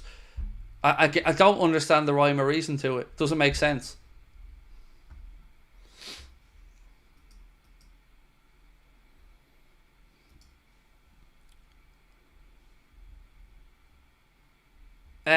Craig, it's already toxic. Your poll showed the other night. I'm so frustrated right now. We're being sold down the river again and getting pissed off. Even on that poll the other night, by the way, it still makes me laugh because the YouGov poll that was conducted with a betting company that the Echo published some results of the other day showed that 69% of the Liverpool fans who were surveyed in that poll were happy with the owners of the club. When we did our own poll, and I'm well and truly aware that my audience is probably more to one side of that, we showed 71% were unhappy with the owners for a bigger sample size as well. We had over 4,600 votes. So a bigger sample size showed a very, very strong unhappiness with the owners. And even if we're to admit that the truth maybe lies somewhere in the middle, it's still not great. It's still not great, is it?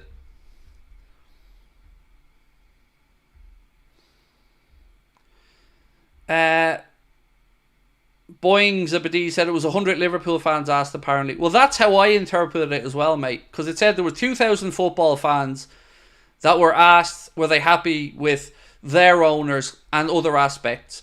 So if you were to imagine that it was 2,000 football fans, yes, you'd imagine 20 Premier League clubs, 100 fans from each club surveyed. Again, I'd love to know exactly who those fans that were asked were, or the demographics of them, or were they season ticket holders, non-season ticket holders, were they local, non-local? Yeah, I'd love to understand how almost 7 out of 10 of those were happy, where almost 7 out of 10 of our audience were unhappy. And I would say that there are far more people around the world than, of course, there are in one city. So the greater aspect, or the greater viewpoint of these owners, from what I can gauge, is more negative leaning than positive. Darren Dooley said, Craig, I predict we finish outside the top 4 and get knocked out of all competitions. Mark my words. Well, Neville has us finishing 5th or 6th in his predictions, with United in 3rd. If I guessed right now, I'd say top 4 in this order: Arsenal, City, Liverpool, Villa. That would be my guess at the top 4 right now. And if we sell Joe Gomez to Aston Villa, madness. Just madness.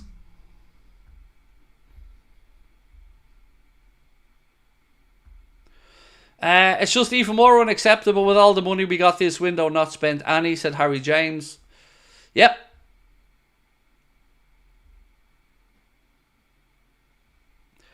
Sepp to Brentford done in 2 days, and we can't bring in somebody within 3 months. But we looked at them, Phil. We tried, mate. That's the important thing, remember? We tried, and of course when we failed, there's no other possible player anywhere on planet Earth. Because this squad that finished in 3rd in the Premier League last season is apparently very difficult to improve. This team that was knocked out in the quarterfinals of the Europa League is apparently almost impossible to improve, even though we were rinsed by Atalanta at Anfield in Klopp's last European game with no flags or banners on the Kop.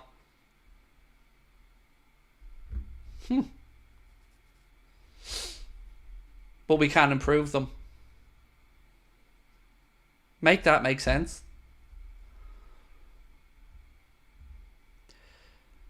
Sounds exactly like January, said Freedom. United aren't getting third. I agree, Mac. I mean, look, I get it. He has to have a United leaning bias because he's a former United player. I understand that. But, like, to stick us out of the top four then as well, I found it just not very credible. Villa could easily do what Newcastle do and struggle playing Champions League and Premier League. I don't think as much, mate, because they did have the Conference League last season. So they have had a European season of twice a week. And they've added a bit more depth to their squad now when they've brought in the players whom they've brought in. So, and Unai Emery knows the European game. Like, Eddie Howe was a bit inexperienced with regards to managing the club in Europe and, of course, the Premier League. Unai Emery, he's Mr. Europe, you know, especially in the lower tiered competition. So I don't envision the same falling away from Villa as Newcastle. Ole Andre, how are you, mate? And thank you for your super chat. Said, I'm studying to become a social worker and work with people with disabilities. I heard your story when you were at SeaWorld with your son and broke my heart. Hope this can make a small contribution to your next visit. Thank you, my man. Yeah, it was a tough week that week when you're getting piled on social media, being called a murderer and a scumbag for going to SeaWorld because your son's calmed by water and loves fish, and loves yeah, and you see the picture, like, just so calm and relaxed. And that was it. It was just a proud dad posting a picture. It wasn't a statement of for or against SeaWorld or anything like that. It was just that little moment that mattered to me because he doesn't stand still very often. You know, he's what's the phrase I'm looking for? He's like kinetic energy. He's always on the go. And thank you so much for that super chat, mate, and that comment. It's very kind. Right, I'm going to stay on for 10 more minutes, so any questions, fire them in. Again, tomorrow, busy day. Going to be recording with David Lynch. That's going to come out as a video and as a podcast, so make sure you check out the Anfield Agenda podcast as well. We'll be live then tomorrow evening for the late night agenda, as always. And tomorrow night, we'll put a video out. I'll put a video out recapping all the news tonight as well as soon as this stream is over, so you don't have to sift your way through a 2-hour stream if you're coming in late. Is there anything else I need to tell you guys about? Saturday will be my day off because obviously we're playing on Sunday, so we'll put out the preview for the Brentford game on Saturday morning, and I think that keeps us up to speed with where we're at. Mugs, I should have more news on when we're able to sell them in the next week or so. We're still just trying to get the cost down as low as we can. News recap. Andre, I'm going to do it, mate, in a few minutes. I'm going to put a video up doing 8 to 10 minute recap of all the news. Good, bad and indifferent, rather than trying to fly through it all now at the end of the stream. So if you can bear with me, mate, till about 11, that should be up, and hopefully you'll be able to have a look-see at it. If VVD or Salah leave, we're going to be mid-table. It's going to be ridiculous, mate. Like, to let Salah walk out the door on a free is madness. To not think Virgil is good enough or worthy of a new deal is madness. And to allow Trent to get into the last year of his contract, who's a local boy in his prime, is madness. How much are the tickets? This show, they've gone up £5, so they're £20 for the ticket.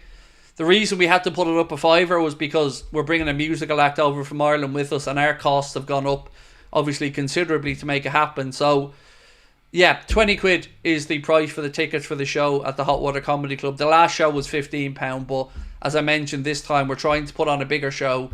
So yeah, £20 is the price of the tickets.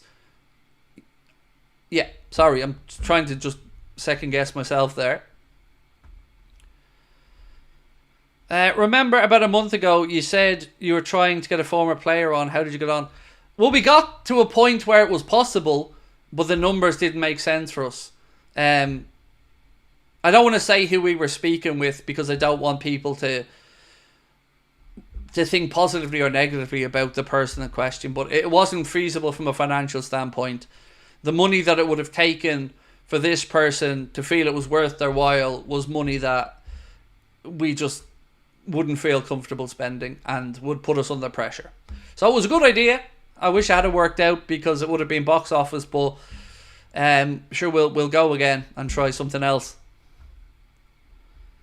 They're getting rid of the top earners, Craig. They'll leave next summer.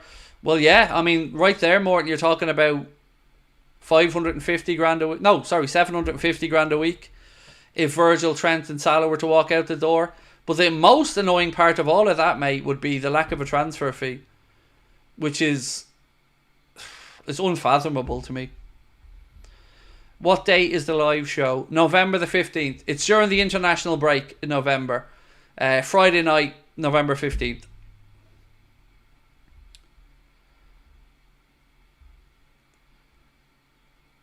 Is there any one current ex-Liverpool player you'd interview? Who would it be? John Aldridge.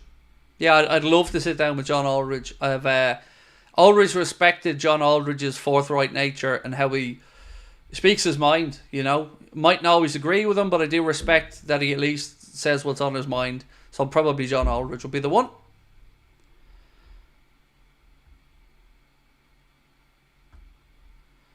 Maybe next FSG plan is to put Liverpool in the New York Stock Exchange like the Glazers did with United. No idea, but at least then it would make me have the ability to buy shares and them to be answerable in that way. So if they ever did float the club, I'd make sure I certainly buy shares so I can show up to the AGMs and at least voice my opinion. Ash said, not Liverpool related, but Jack Clark to Ipswich. Be interesting to see how he does in the Prem. Been doing bits for Sunderland in the Championship. West Ham and Brighton both spent over 100 million, us 0. No, that's not true. We've made money. So we're going the other direction even again. So it's a bigger swing. Colin Cole said, I met John Aldridge. I celebrated a goal with him when Naby Keita scored against Palace. My first ever game. Magical experience. Yeah, I've tried to reach out and catch John Aldridge's attention, but I've been unable to be successful in my endeavours. I would love to have a chat with him. I think he's brilliant. Would you ever interview John Barnes? We had the opportunity to interview John Barnes previously. Something happened, wasn't on our side, that made me question whether it was the right time to do the interview. But again, you know, another Liverpool legend, great player, somebody who I grew up certainly idolising. Fulham's move for Andre is off. Let's go for him, said Julian Evans. Craig, Romano never got one signing position right. It's nice. I've been watching him for 3 years. I feel also, Craig, if you stop swearing, you wouldn't be ignored by the media. Keep yourself non-PG. I don't think swearing's the problem. I mean, to be fair, I think most other Liverpool fan channels, podcasts swear. I don't think swearing's the problem, to be honest, because everybody swears. And I have dropped a lot of the... For instance, I haven't said the C word in months because I'm trying to listen to some feedback and, you know, keep my swearing to a minimum and make it more impactful when I do use it. But I honestly, I don't think that's the reason. But I wish it was. But I don't think it's that simple. Will I do a show in Belfast? We already did. We were in Belfast in, I want to say March. We were up at the Limelight in Belfast. Yeah. The only show I'm going to do going forward is Liverpool. That's it. We'll keep going back to Liverpool because I feel comfortable doing shows there. Ireland's too expensive to put shows on in, especially in the Republic. We looked at doing a show in Dublin. We had it booked in and all, and the numbers involved were astronomical. So it ended up being knocked on the head. So yeah, I think it'll just be Liverpool going forward. But meet and greets and stuff, you know, if people have a supporters club that they want us to come down and just say hello, watch a game together or something, we can definitely organise stuff like that. My friends, I'm going to say goodnight to you all and go record this recap. So if you haven't, keep an eye out over the next 20 minutes or so. It will be up. And I will see you all tomorrow, where we will be 7 days away from the transfer window coming to a conclusion. So I will catch up with you then. Much love. Bye-bye.